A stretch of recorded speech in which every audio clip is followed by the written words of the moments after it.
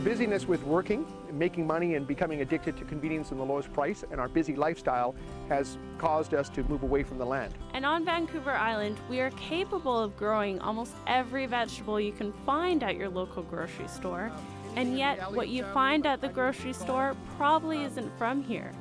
Only about 5% of our food is actually grown on the island. And there you've got a ready-to-eat leek.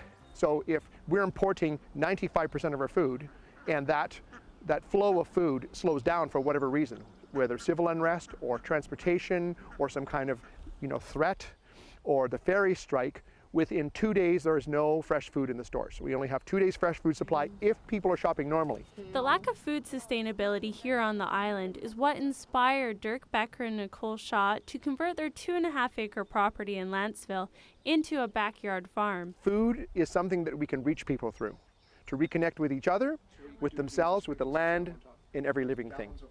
It brought me such a feeling of security, to know that I can rely on myself to feed myself. It's a good feeling to know that you can be self-reliant. So on the left here, we're re-nourishing this hill. That's 1,000 pounds of butternut squash. This farm setting is something most people don't get the opportunity to experience, or can even afford to. But in the next 10 years, when an estimated 85% of farmers in Canada retire, the land will be left for future generations to cultivate.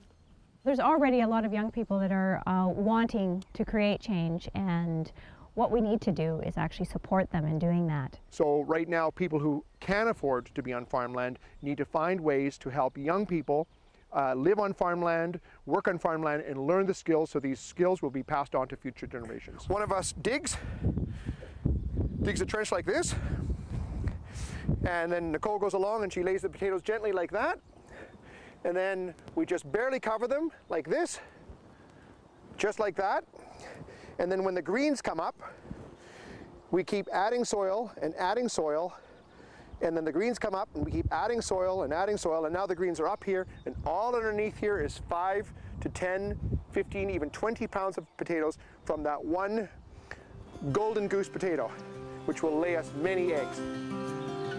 If you are not able to convert your backyard into a working farm like this couple has done, there are still ways that you can contribute to living sustainable.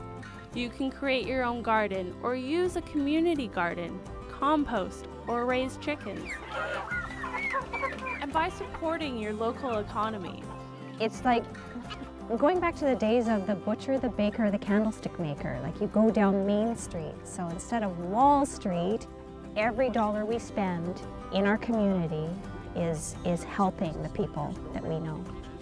In Lantzville, at Compassion Farm, learning to grow my own veggies, I'm Rae-Anne LaPlante.